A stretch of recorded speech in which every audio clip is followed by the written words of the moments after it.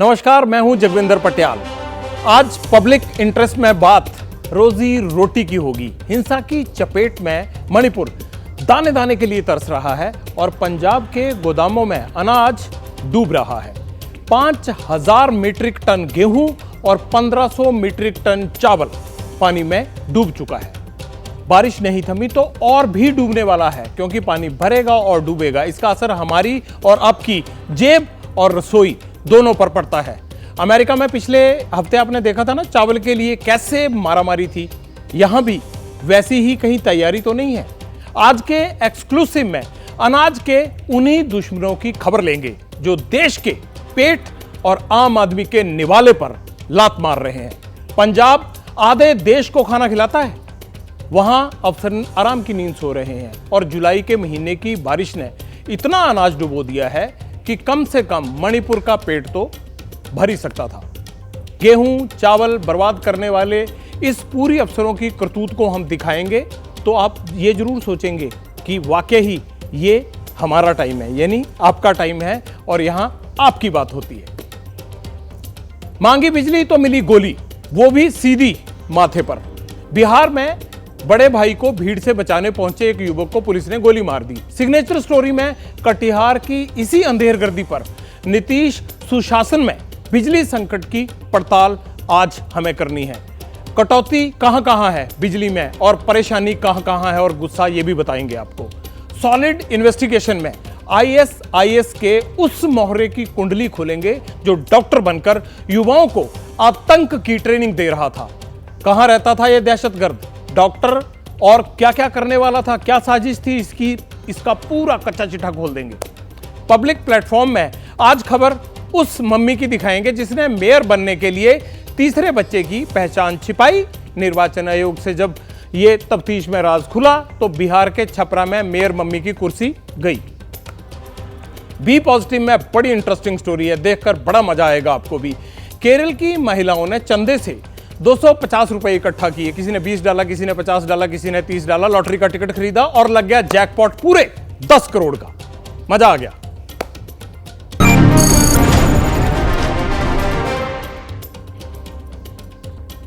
पंजाब की राजधानी चंडीगढ़ से महज 30-40 किलोमीटर दूर अनाज के गोदाम डूब रहे हैं। कोई मैं बहुत बैकवर्ड एरिया की बात नहीं कर रहा हूं। गेहूं चावल सब सड़ रहा है वहां पर। यह स्थिति पंजाब के 150 से 200 किलोमीटर तक जो राजधानी से फैले हुए अनाज के गोदाम है उन सब में हो रही है।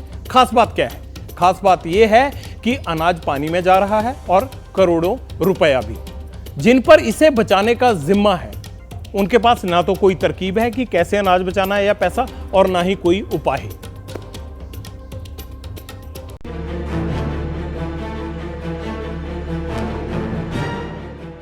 गेहूं के ढेर पर बैठकर गिलहरी को निवाला बनाते इस कुत्ते को देखकर आप घबराइए नहीं। ये गेहूं ना तो आपकी रसोई तक पहुंचेगा और ना ही रेस्टोरेंट तक, क्योंकि ये सड़ चुका है।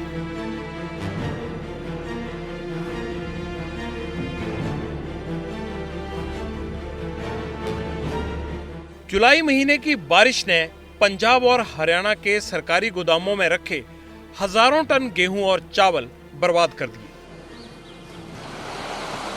ये पंजाब के मोरिंडा की तस्वीरें हैं। पत्थर में कन्वर्ट हो गई है ये गेहूं जो है, किस तरीके से ये बिल्कुल ब्लैकिश जो है, काली पड़ गई है ये गेहूं। 9 और 10 जुलाई को Punjab state warehousing corporation के गोदाम में 5 से 6 फीट तक पानी भर गया। जब पानी उतरा तो पता चला कि करोड़ों का अनाज खाने लायक नहीं बचा। हर बैग जो है गेहूं का, ये 50 किलो इसमें गेहूं जो है वो आती है। तो इसी गोडाउन में, जिसमें 6 इस तरीके के गोदाम हैं, उसमें जो है तकरीबन 60,000 बोरियां जो हैं वो डैमेज हुई हैं। आप देख सकते हैं आपकी बोरियां जो हैं वो हटाई जा रही हैं। तकरीबन 5 लेयर बोरियों की जो है इस गोदाम में पानी की जद में आ गई थी। मोरिंडा के इस अनाज गोदाम में पिछले साल खरीदी गई फसल स्टोर की गई थी। पंजाब में एफसीआई यानी फूड कॉरपोरेशन ऑफ इंडिया के 121 गोदाम हैं, जबकि राज्य की खरीद एजेंसियों के 400। 1500 मीट्रिक टन गैर बासमती चावल और 5000 मीट्रिक टन गेहूं की बर्बादी अपने आप में रिकॉर्ड है। ज्यादा नुकसान रोपड़, फतेहगढ़ साहिब, मोहाली, सरदूलगढ़ और संगरूर के गोदामों में हुआ है। ये 60,000 बैग हैं यहाँ गेहूं के जो डैमेज हुए हैं, पर इस तरीके का नुकसान और जगहों पे भी हुआ है और गोडाउन्स पे भी हुआ है। ये Punjab state warehousing corporation का गोदाम है। इसके अलावा जो बाकी खरीद एजेंसियां हैं उनके गोदामों में भी पानी भर गया था। तो लाखों टन गेहूं जो है इस बाढ़ में पंजाब में खराब हुआ है। पंजाब की सरकार और उसकी अनाज खरीद एजेंसियां नुकसान का आकलन कर रही हैं। सोचा ये भी जा रहा है कि क्या सड़ा हुआ ये अनाज पशुओं का चारा बन सकता है या नहीं। ये इसकी कैटेगराइजेशन होगी जी, इसका प्रोसीजर है, एफसी करेगी, उसके बाद एक्शन होगा। जैसे ये बैग है ना, ये नीचे से तो खराब है, ऊपर से ठीक है, तो इसको साल्वेशन की प्रोसेस अभी करके अच्छा निकाल के जो दूसरा खराब है वो अलग निकाल के उसमें जितना बचाया जा सकता है बचाएगा। लेकिन फिलहाल अभी जो है ऊपर वाला स्टॉक है उसको मूव किया जाएगा।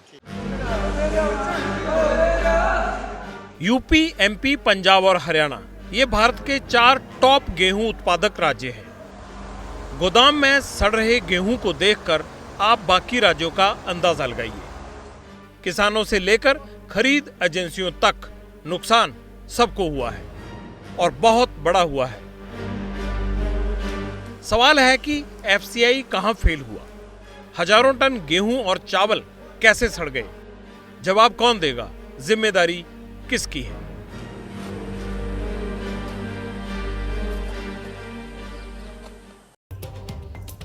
देखा, ये लग रहा है कहीं से अनाज था।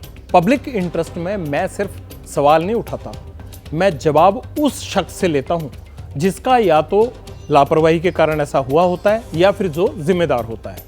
हमने एफसीआई के पंजाब के जनरल मैनेजर बी श्रीनिवासन से पूछा कि भाई गोदाम में जब ये सब कुछ हो रहा था, हजारों मीट्रिक टन गेहूं और चावल बर्बाद हो रहा था, तो एफसीआई यानी फूड कॉरपोरेशन ऑफ इंडिया कर क्या रहा था? क्या कर रहे थे आप? प्री मेजर्स थे सर कि अगर इतनी फ्लडिंग होती है तो किस तरह उसको रोका जा सके ताकि नुकसान ना हो। नॉर्मली जो हमारा गोडाउन होता है वो तो क्वालिटी कंट्रोल का जो गवर्नमेंट ऑफ इंडिया का नॉर्म्स होता है उसके मुताबिक हम बनाते थे ना, मतलब बाउंड्री वॉल, देन ठीक है वो प्लेटफॉर्म वगैरह, ठीक है नॉर्मली ग्राउंड लेवल से ठीक है 5 से इधर वो ठीक है फीट का हाइट में होता है, ठीक है। इसके अलावा वो पानी नहीं अंदर आने के लिए ठीक है हमने इधर वो दीवार में काफ़ी मतलब मेजर करके रखते हैं। इसके बावजूद भी ठीक है वो बारिश ज़्यादा होने के कारण ठीक है कैनाल का ब्रीच होने के कारण ठीक है कई जगह में पानी आ गया है। ये तो नेचुरल कैलामिटी वैसे जो डैमेज हुआ वो ज़्यादा नहीं है, डैमेज तो बिल्कुल कम ही है, ठीक है। जितने हमारा स्टॉक पड़ा है 140 लाख एमटी हमारा स्टॉक पड़ा है, 1500 एमटी मिनिमम ओनली, पर फिर भी मतलब और भी हम मिनिमाइज करने के लिए ठीक है we are focusing on that. आपने पकड़ लिया होगा कि एफसीआई पंजाब के जीएम साहब ने क्या अजीब बोल दिया। जीएम साहब कह रहे थे कि बारिश से जो कुल 6500 मीट्रिक टन गेहूं और चावल बर्बाद हुए हैं वो तो बड़ी मामूली सी बात है, क्योंकि पंजाब के गोदामों में तो 140 मीट्रिक टन अनाज पड़ा है, मतलब बहुत बड़ा भंडार पड़ा है। ये क्या लॉजिक हुआ है? मतलब अगर बहुत पड़ा है तो आप खराब होने देंगे क्या? रिकॉर्ड पैदावार और रिकॉर्ड स्टोरेज का हवाला देकर अनाज की बर्बादी से पल्ला झाड़ा सकता है? आप मान लेंगे कि इन्होंने जैसे बोल दिया वो ठीक है? बिल्कुल नहीं। कल पब्लिक इंटरेस्ट में मैंने आपको मणिपुर में भूख से बेहाल जनता का हाल दिखाया था, जहां सिर्फ एक कटोरा चावल थे, आधा लोटा दूध था, जहां घरों में राशन खत्म था, बच्चे, बुजुर्ग, महिलाएं सब भूख से बिलबिला रहे थे। 6500 मीट्रिक टन गेहूं चावल की कीमत मणिपुर से पूछिए जीएम साहब, खामोश चेहरे सारे जवाब दे देंगे। इतने अनाज से तो पूरा मणिपुर का पेट भर जाता। जिन्हें अभी भी समझ नहीं आ रही है कि पंजाब के गोदामों में सड़ रहा अनाज कितने लोगों का पेट भर सकता था, इसके मायने अब आपको बड़े आसान शब्दों में समझाते हैं। पंजाब के गोदाम में 1500 मीट्रिक टन यानी 15 लाख किलोग्राम अनाज जो है वो खराब हुआ, चावल था जो। और अब दूसरा आ जाइए, एक आदमी की मासिक जरूरत अगर हमने मोटा मोटा अंदाजा लगाया वो 6.5 यानी 6 किलो चावल होती है। 4 सदस्यों का परिवार लगा के मोटा मोटी चलते हैं, 26 किलो बन गया। अब इधर आ जाइए, 1500 मीट्रिक टन चावल जो है वो एक महीने में 2.30 लाख यानी तकरीबन 2.25 लाख लोग खा सकते हैं। ये मोटा मोटा इसलिए समझा रहे हैं, फिर बर्बादी का आंकड़ा आपको बताना है। ये तीनों चीजें आपने देख ली। अब जो है ना गेहूं का आपको बताते हैं। पंजाब के गोदाम में जो गेहूं सड़ा ना, उसके हिसाब से 5000 मीट्रिक टन था, 50 लाख किलोग्राम हुआ। एक आदमी की मासिक जरूरत 4.5 किलो है। ठीक है, समझते रहिएगा ध्यान से। अब 4 सदस्यों का एक परिवार है तो 18 किलो गेहूं उन्होंने खा लिया, मान लीजिए। अब आ जाइए कि 5000 मीट्रिक टन गेहूं है, एक महीने तक 11 लाख लोग इसे खा सकते थे। अब अंदाजा लगाइए कि जितना ये बता रहे थे भाई साहब कि 6500 मीट्रिक टन ही है जी, यहां तो 1.5 लाख टन पड़ा रहता है, तो उस हिसाब से कितने लाख परिवार इस अनाज से अपना पेट भर सकते थे। यहां आंकड़ों से हमने आपको यह समझाने की कोशिश की है। अब बताइए, पंजाब में बर्बाद हुआ गेहूं और चावल मणिपुर के कितने पेट पाल सकता था? मणिपुर की आबादी का हिसाब लगाइए और ये जो हमने आंकड़ा दिया उसका हिसाब लगा लीजिए। जवाब जीएम साहब को भी मिल जाएगा, जनता को भी मिल जाएगा। अच्छा, बात सिर्फ पंजाब और हरियाणा की नहीं है। यहाँ एक 2 स्टेट के यहाँ भी खराब नहीं हुआ है। कृषि प्रधान देश है, बहुत सारा अनाज बर्बाद होता है, लेकिन हम इस तरह से चीज़ों को कह के पल्ला नहीं झाड़ सकते। हमारे देश में कुल फसल का 10% कटाई के बाद किसी न किसी वजह से बर्बाद होता है। ज़्यादा बारिश आ गई, उसमें खराब हो गया, किसी अन्य वजह से खराब हो गया। हर साल करीब 12 से 16 मिलियन टन खाद्यान्न जो है वो हमारे जो है वो नुकसान में चले जाते हैं। उनकी वजह अलग अलग होती हैं, उसमें खराब हो जाते हैं इतनी भारी संख्या में।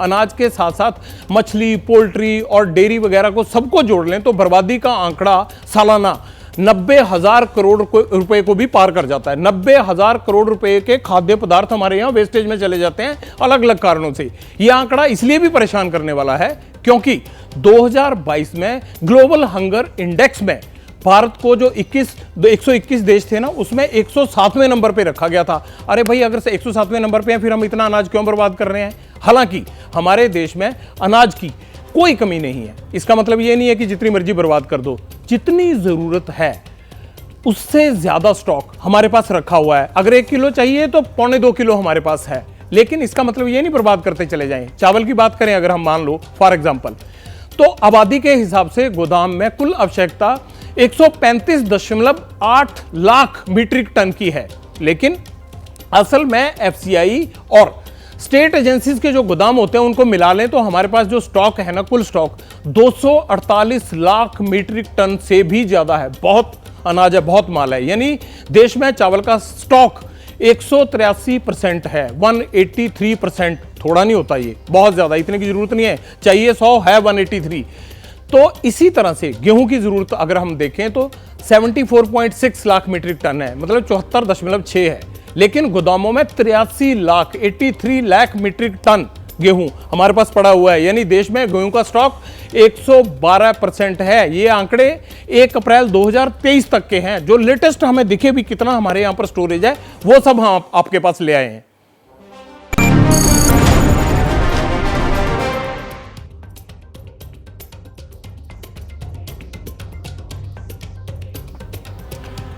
ठीक है, बारिश आई, दिक्कत हो गई। पहली बार तो आई नहीं होगी, समझ रहे हैं आप भी। अनाज पहली बार तो डूबा नहीं होगा।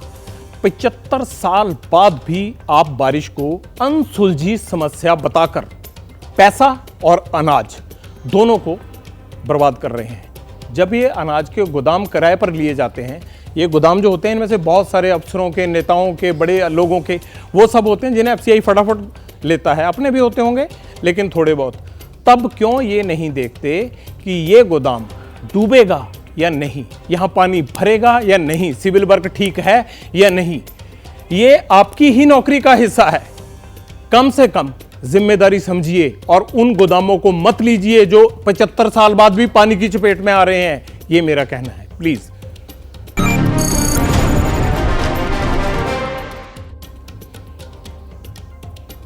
अब बारी सिग्नेचर स्टोरी की, और बात बिहार की करनी है। वहां से जो लोग हमें देख रहे हैं उनसे एक सवाल पूछना है, आपके घर में कितने घंटे बिजली आती है? हम ये सवाल इसलिए पूछ रहे हैं क्योंकि बिहार में आजकल बिजली पर बड़ी अंधेरगर्दी है। बिजली मांगो तो गोली मिलती है। कटिहार के बारसोई में 2 दिन पहले यही हुआ। पुलिस ने बिजली कटौती के खिलाफ प्रदर्शन कर रहे लोगों पर गोली चला दी। 2 लोगों की मौत भी हो गई। इसमें से एक तो प्रदर्शन में शामिल भी नहीं था। वो तो अपने भाई को बिजली के दफ्तर में इसलिए बचाने गया क्योंकि उसे लग रहा था कि मेरा भाई को कहीं भीड़ ना घेर ले। उसका भाई बिजली के दफ्तर में काम करता था, लेकिन उसका सामना हो गया पुलिस की गोली से और गोली सीधी माथे में लगी। वहीं पर उसकी मौत हो गई। माथे में गोली मारी पुलिस ने उसके, जो बेचारा अपने भाई को लेने के लिए गया था। सोचिए आप।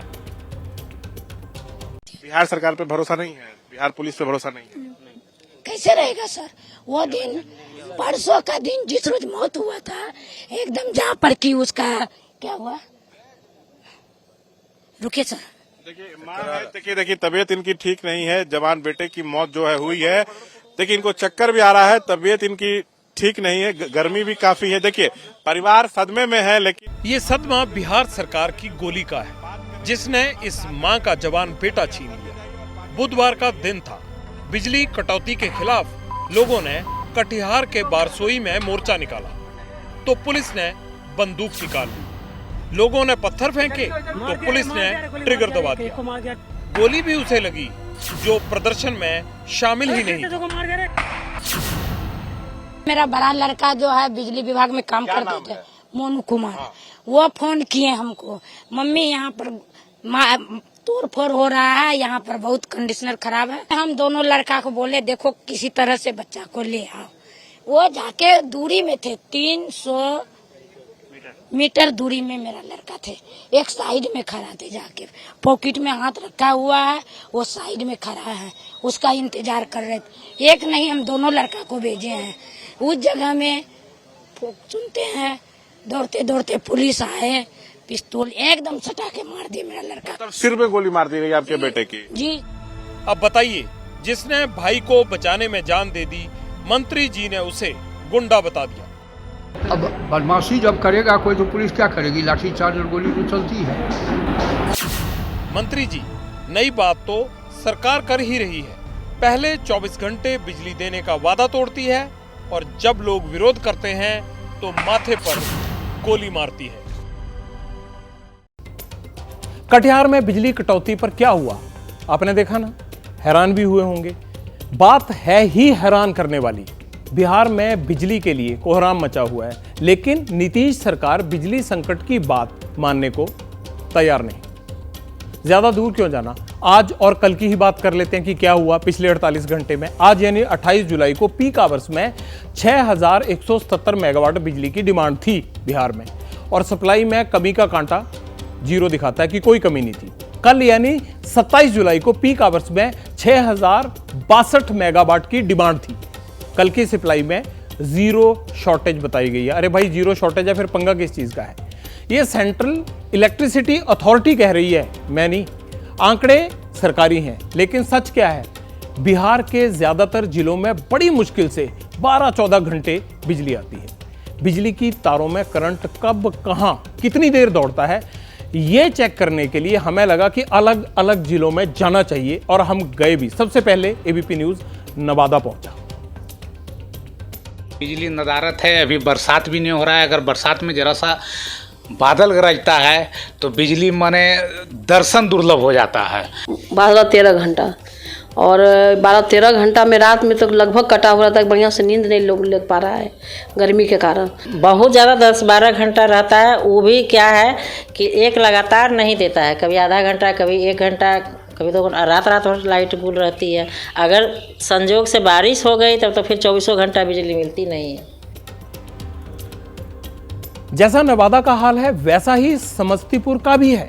सरकार कहती है बिजली की कमी नहीं है, कभी मानती भी नहीं है कोई सरकार, अब भी नहीं मान रहे हैं। लोग कहते हैं 12-14 घंटे बिजली उससे ज़्यादा आती नहीं है, बस इतनी की रहती है। और मैं ये बताऊं कि जो ये 12-14 घंटे भी है ना, लोगों का ये कहना है कि ये भी किश्तों में आती है, यानी 2 घंटे आई, फिर 2 घंटे चली गई, फिर 2 घंटे आई, फिर 3 घंटे चली गई। क्या है ये?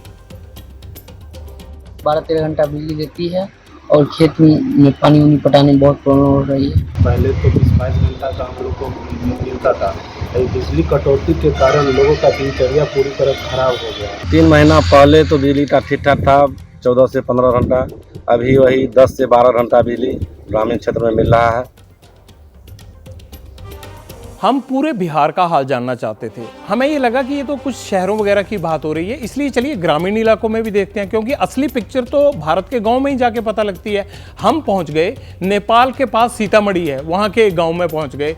वहां हाथों में लोग जो है वो पंखी झोलते नजर आए। सब कुछ साफ हो गया, पूछने की जरूरत ही नहीं पड़ी पंखी क्यों झोल रहे होते। अगर उनके यहाँ पर लाइट होती तो बिजली का आलम उन पंखियों ने दिखा दिया। हमने जिन जिन लोगों से बात की वो एक ही बात बोले, बिजली के इंतजार में आंखें पथरा जाती हैं।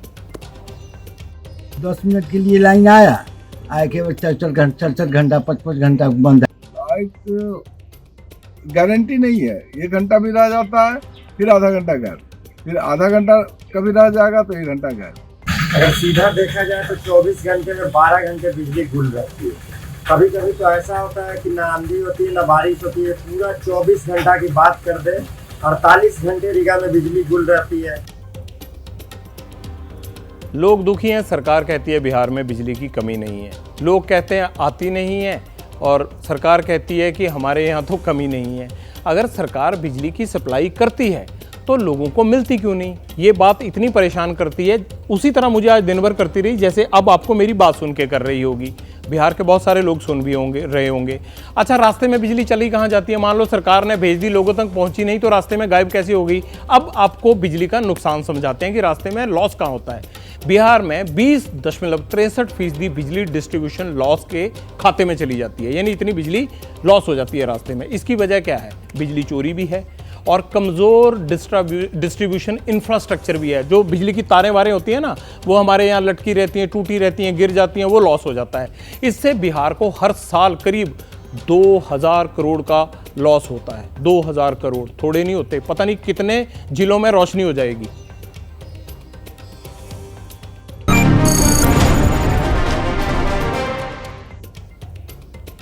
2015 के विधानसभा चुनाव में ना हम भी पढ़ते थे खबरें। नीतीश जी ने वादा किया था बिजली सप्लाई नहीं सुधारी तो आगे से वोट नहीं मांगूंगा। 2015 में कहा था उन्होंने। लोगों ने इसीलिए उन्हें सत्ता सौंप दी कि बिजली लेके आएंगे। नीतीश जी सुशासन का वादा कर रहे हैं। नीतीश जी ने 2020 में भी यही फार्मूला आजमाया। उन्होंने फिर कहा और फिर जीत गए। बिहार में अब 2025 में विधानसभा चुनाव होंगे। सवाल ये है कि पार्टियों की हार जीत बिजली से ही तय होती है तो ठगते रहिए, चलाते रहिए गोली। लोगों ने तो गोली भी खानी है और पंखी भी झोलनी है। तो रिक्वेस्ट है कि कुछ कीजिए भाई साहब। 2000 करोड़ का लॉस है, कम से कम उसे ही लगा दीजिए, लोगों का भला हो जाएगा।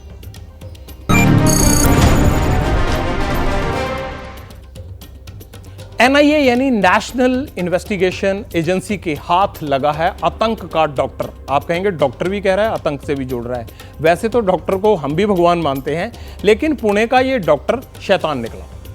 उसके रिश्ते पाकिस्तानी खुफिया एजेंसी ISI के साथ थे।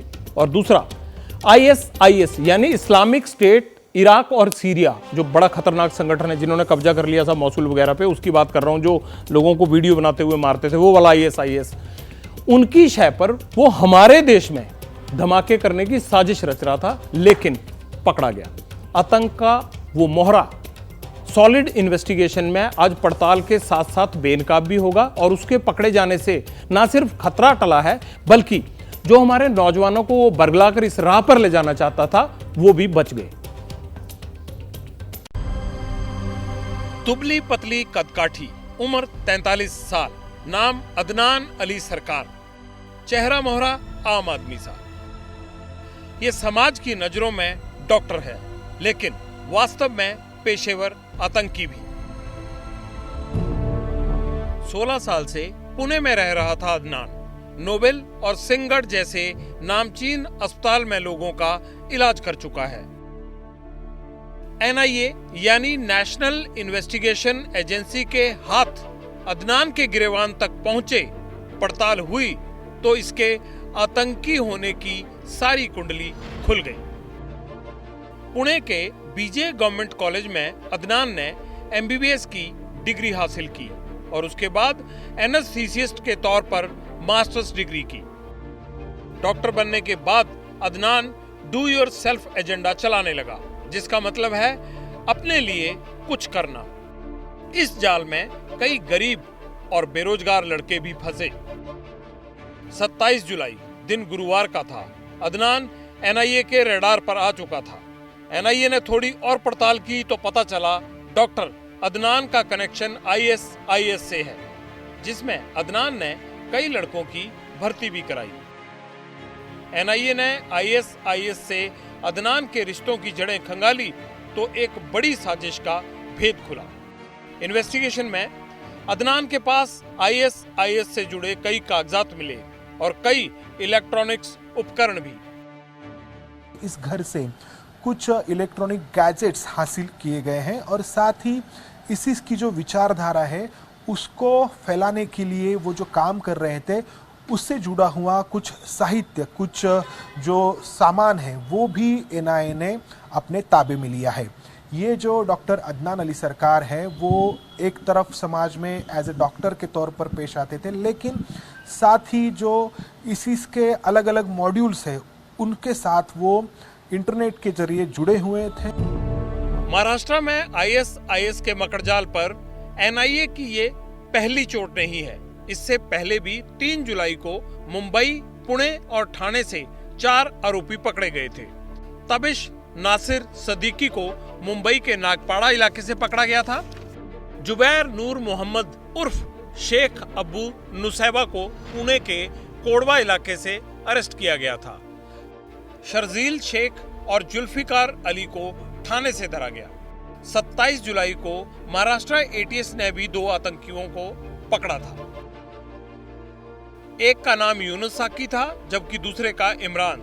दोनों सीरियल ब्लास्ट करने की तैयारी में थे। मामला और गंभीर तब हो गया जब 18 जुलाई को यूपी और महाराष्ट्र एटीएस ने ज्वाइंट ऑपरेशन में 2 और लोगों को गिरफ्तार किया। पूछताछ हुई तो पता चला दोनों का आका पाकिस्तान में बैठा है। मोहम्मद सलमान और अरमान पाकिस्तान की खुफिया एजेंसी आईएसआई के लिए काम करते थे। दोनों यूपी के गोंडा में आतंक का नेटवर्क ऑपरेट कर रहे थे।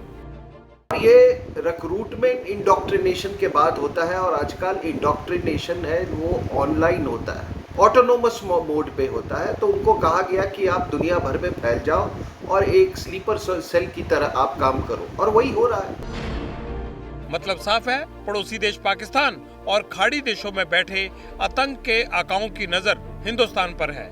ऐसे में एनआईए समेत दूसरी जांच एजेंसियां और भी चौकन्नी हो गई हैं। पढ़े लिखे और अच्छे पेशे से जुड़े हुए लोग जब ये सब करते हैं ना तो बड़ी तकलीफ होती है, मन को चिंता भी होती है। पुणे में बैठकर अदनान अली कितनी बड़ी साजिश को अंजाम दे रहा था आप समझ गए होंगे। एनआईए आतंक के इस डॉक्टर तक पहुंचा कैसे, आप यही सोच रहे होंगे, पता कैसे लगा। खुफिया जानकारी के आधार पर एनआईए ने 28 जून को एक केस दर्ज किया। 3 जुलाई को पुख्ता जानकारी पकाते हैं, थोड़ा जांच वगैरह करके उन्होंने जब उसको पकाया जांच को तो एनआईए ने फिर छापेमारी की। ये छापा मुंबई, ठाणे और पुणे में 5 जगह पे मारा गया। टोटल 5 जगहों पे पड़े छापे। छापेमारी के दौरान एनआईए ने आईएसआईएस से जुड़े 4 लोगों को गिरफ्तार कर लिया जो किसी न किसी तरह से उनको इनपुट्स दे रहे थे। इन आरोपियों से पूछताछ में एनआईए को यह पता चला कि आतंक का मंसूबा पाले इन लोगों ने कई युवाओं को हथियार बनाने की, हथियार चलाने की और बम बनाने की ट्रेनिंग दी है। पहले do it your self agenda, ये एक अपना ही इन्होंने एजेंडा चला रखा था जिसके जरिए युवाओं को जोड़ते हैं, ऑनलाइन जोड़ लेते हैं अपने साथ। भी हम आपको ये सिखाएंगे, बरगलाते हैं। आईडी और छोटे हथियार बनाने के लिए एक किट शेयर कर दी फिर उनसे, भी ये लो किट लो, इसको ऐसे बनाया जाता है। भड़काऊ मीडिया सामग्री भी तैयार की थी इन्होंने जिसे वॉइस ऑफ हिंद पत्रिका में प्रकाशित करवा दिया। डॉक्टर अदनान अली की गिरफ्तारी के बाद एनआईए ने आतंकी ग्रुप से जुड़े 2 आरोपियों की तलाश तेज की। ये पता लगा कि ये इन 4 और उनके अदनान के साथ जो है वो कोई गहरा रिश्ता रखते हैं, इसलिए एनआईए उनकी तरफ दौड़ा और उसको दौड़ने के बाद एनआईए को ये इनपुट मिले। नौजवानों को आतंक के डॉक्टरों से कैसे सावधान करना है ये हमारा फर्ज बनता है। बाकी समस्याओं का हल तो मिल जाएगा, आपको नौकरी नहीं मिल रही है, काम नहीं है, सब कुछ हो जाएगा। लेकिन मेरी रिक्वेस्ट है आपसे, जो भी बेरोजगार नौजवान लोग हैं, आप ऐसे लोगों के बहकावे में मत आइएगा, क्योंकि यहाँ से रास्ता वापसी का नहीं है, सीधा जेल ही जाता है। पब्लिक प्लेटफॉर्म में आज बात मेयर मम्मी की करनी है, जिनकी कुर्सी एक झूठ ने छीन ली। मेयर मम्मी की बड़ा इंटरेस्टिंग किस्सा है। हुआ यूं कि बिहार के छपरा में एक महिला ने मेयर का चुनाव लड़ा और जीती भी, लेकिन कुर्सी मिल नहीं रही थी, क्योंकि उसमें एक पेंच था और उन्होंने उस पेंच को छुपाया। मैं आगे बताऊंगा, खुद ही बता दूंगा तो खबर आप नहीं देखेंगे। इसकी वजह यह थी कि इन्होंने एक गलत हल्फनामा दे दिया। वो कुर्सी लेनी थी मेयर की, इसलिए गलत हल्फनामा दे दिया, जिसमें मेयर मम्मी ने बच्चों की पहचान छुपा ली। बच्चे थे 3, बताए 2। क्यों बताए वो खबर में आप देखिएगा, लेकिन जब सच सामने आया तो एक्शन हुआ और मम्मी की कुर्सी गई। मम्मी ने मेयर बनने के लिए सबसे छोटे बच्चे की पहचान छुपा ली। मम्मी मेयर बन गई और बच्चे को भी कोई फर्क ना पड़ा। लेकिन 6 महीने बाद मम्मी की मेयर की कुर्सी छिन गई, क्योंकि तीसरे बच्चे की पहचान जग जाहिर हो गई। अब आप सोचेंगे मेयर की कुर्सी से उसके बच्चे का क्या लेना देना? लेना देना है। दरअसल बिहार के छपरा में मेयर वही बन सकता है जिसके 2 ही बच्चे हों। राखी गुप्ता के 3 बच्चे थे, लेकिन उनको मेयर भी बनना था। कुर्सी देखकर राखी ने 2 ही बच्चों के नाम जाहिर किए और तीसरे का नाम और पहचान दोनों छुपा लिए। पूर्व मेयर ने शिकायत कर दी और फिर वही हुआ जो होता है, मेयर साहब की गई कुर्सी। जब पहले मुझे इलेक्शन लड़ने की इजाज़त दी गई थी तो मतलब उस वक्त चुनाव आयोग गलत था, और आज भी मैं अपनी उस बात पे अडिग हूँ कि मैंने झूठ नहीं बोला। लेकिन ये अब अगर आपको लगता है कि गलती है तो या तो उस वक्त चुनाव आयोग गलत था या इस वक्त चुनाव आयोग गलत है। राखी गुप्ता कहाँ गलत हैं? पूर्व मेयर की शिकायत पर चुनाव आयोग ने जांच की तो पता चला कि वाकई राखी गुप्ता ने अपने 3 बच्चे होने का तथ्य छिपाया है। लेकिन इसमें एक पेंच है, जिसके दम पर राखी गुप्ता आगे की कानूनी लड़ाई लड़ने के मूड में है, और वो ये है कि राखी के 3 बच्चे साल 2008 के बाद पैदा हुए हैं, जबकि बिहार नगरपालिका अधिनियम कहता है कि 4 अप्रैल 2008 के बाद अगर किसी का तीसरा बच्चा पैदा होता है तो वह चुनाव नहीं लड़ सकता।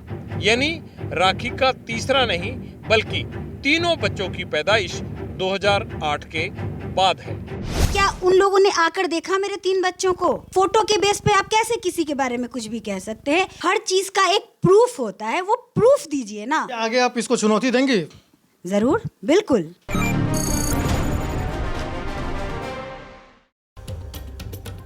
देखा मेयर मम्मी का किस्सा कैसे करंट लगा हुआ था। ये अभी कानून के उसमें चलेगा, पेचीदगी चलेगी। नाराज हैं मेयर मम्मी बड़ी, लेकिन आपको इंतजार होगा पब्लिक कमेंट्स का। मुझे भी सुन के हंसी आ गई, माफ़ कीजिएगा, हंसी आ जाती है ऐसे कमेंट्स देख के। लेकिन आप ये देखिए कि आज क्या क्या कमेंट्स आए हैं पब्लिक कमेंट्स में। बनवारी गौड़ हथौड़िया जी कहते हैं ज़मीनी हकीकत दिखाने का आभार। आपका भी बहुत बहुत आभार भैया।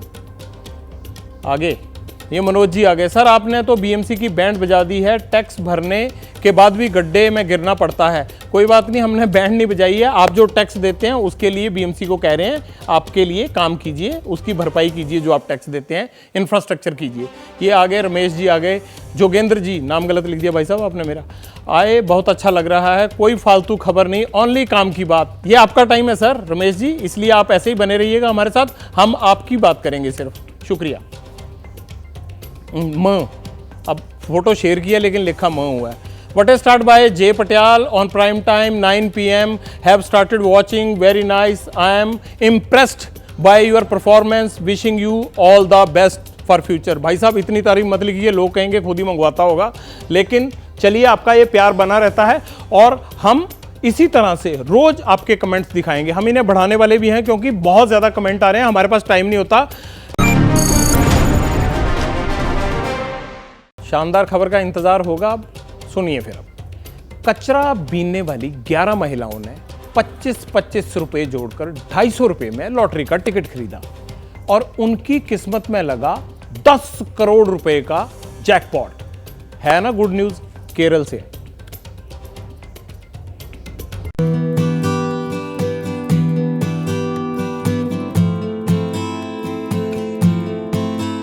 $10 करोड़ रुपए की ये खुशी सिर्फ 250 रुपए में आई है। और वो 250 रुपए भी 11 महिलाओं ने चंदे की राशि से जुटाए थे।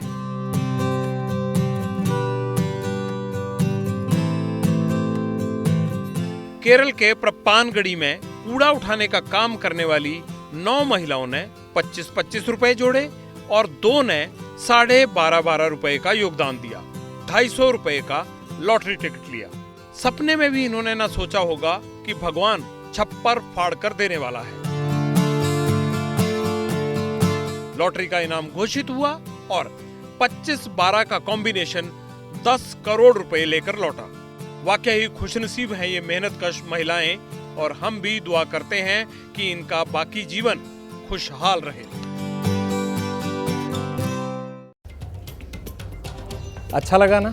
मुझे भी अच्छा लगा था। ऐसा होना चाहिए। लक काम आ जाता है कई बार। अरे जाने का टाइम हो गया। अब सोमवार को मुलाकात होगी 9 बजे। कल सैटरडे संडे है। आप भी इंतज़ार कीजिएगा, मैं भी इंतज़ार करूंगा पब्लिक इंटरेस्ट का, क्योंकि ये आपका टाइम है। अब तक के लिए नमस्कार। आप देखते रहिए एबीपी न्यूज़।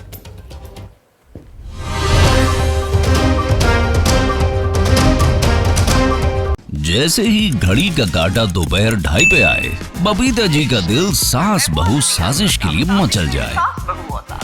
और ये है इनकी बहू, पूरे दिन ऑफिस की टेंशन हो जाए गॉन जब ये करें अपना फेवरेट शो फ्री टाइम पे ऑन। इनकी तरह आप भी देखें अपना फेवरेट शो अपने टाइम पर और डाउनलोड कीजिए एबीपी लाइव ऐप अपने स्मार्ट टीवी पर।